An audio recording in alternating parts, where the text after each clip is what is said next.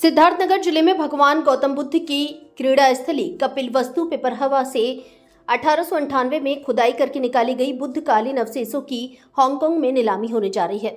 7 मई 2025 को सुबह 10:30 बजे होने जा रही इस नीलामी को रोकने के लिए सिद्धार्थ विश्वविद्यालय के प्राचीन इतिहास के assistant professor doctor Sardendu Kumar Tripathi ने प्रधानमंत्री को पत्र भेजा है।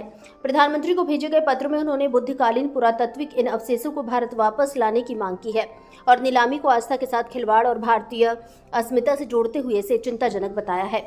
आपको बताते चलें कि भगवान गौतम बुद्ध के कुशीनगर में महापरिनिर्वाण के बाद उनके धातु अवशेषों में से एक भाग को लाकर शाक्य वंशजों ने कपिलवस्तु पिपरहवा में स्तूप का निर्माण करवाया था।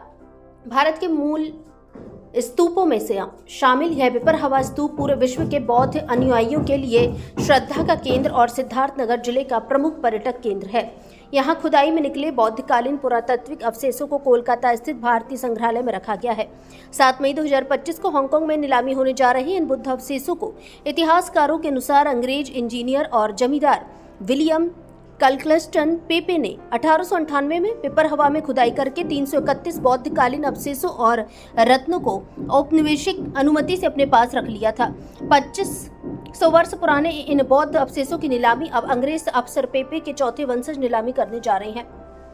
इस नीलामी को रोकने के लिए सिद्धार्थ विश्वविद्यालय के प्राचीन इतिहास के सहायक प्रोफेसर ने प्रधानमंत्री सहित अन्य संबंधित विभागों को पत्र लिखा है।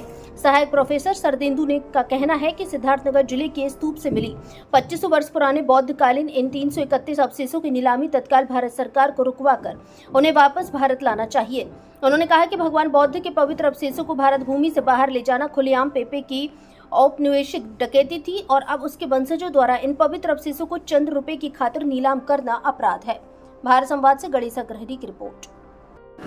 हाँ, आज आप डीएम साहब के यहाँ ज्ञापन देने आए थे, क्या मामला था, किस चीज़ को लेकर ज्ञापन दिया? मैं आज आदरणीय जिलाधिकारी महोदय को सिद्धार्थनगर और इसके पिपरहवा स्तूप से संबंधित एक बहुत ही महत्वपूर्ण विषय की तरफ ध्यान आकृष्ट कराते हुए ज्ञापन देने आया हूँ।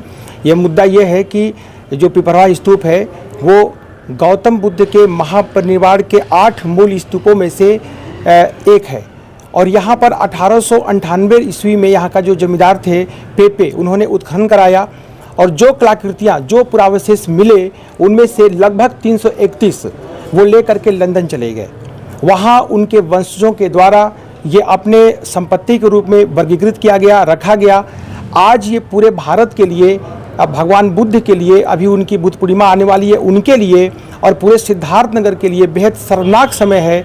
उन अवशेषों की नीलामी सोथबी द्वारा 7 मई सुबह 10:30 बजे की जानी है हांगकांग में। तो ये बेहद शर्मनाक है।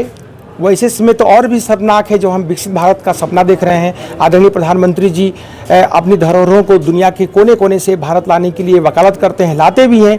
ऐसे समय में स्वयं भगवान बुद्ध से जुड़े हुए अवशेषों की नीलामी होना ये बेहद शर्मनाक है और इसके लिए मैंने पीएमओ को भी मेल लिखा है, डीजी एएसआई को भी मैंने मेल भेजा है और इसी के लिए मैं आदरणीय जिलाधिकारी महोदय ताकि इस पर आवश्यक वो कार्रवाई करें, प्रेषित करें, अपने जो भी कार्रवाई हो सकती है उसके लिए मैं ज्ञापन देने आया हूँ। कुल कितने अभी तक जो प्राप्त हुए अवशेष या जो भी चीज़ें प्राप्त हुई हैं उसको किस तरह से, कहाँ पर है, वो कैसे चल रहा है? हाँ, अभी जो भी अवशेष यहाँ से 1898 ईस्वी में मिले थे उनमें से अधिकांश कलकत्ता संग्रहालय में रखे गए थे और कुछ पेपे लगभग 331 के लगभग पेपे अपने साथ लंदन लेकर के 1898 में चले गए थे, जो उनके वंशजों द्वारा आज नीलामी के लिए प्रोसेस किया गया है, नॉमिनेट किया गया है।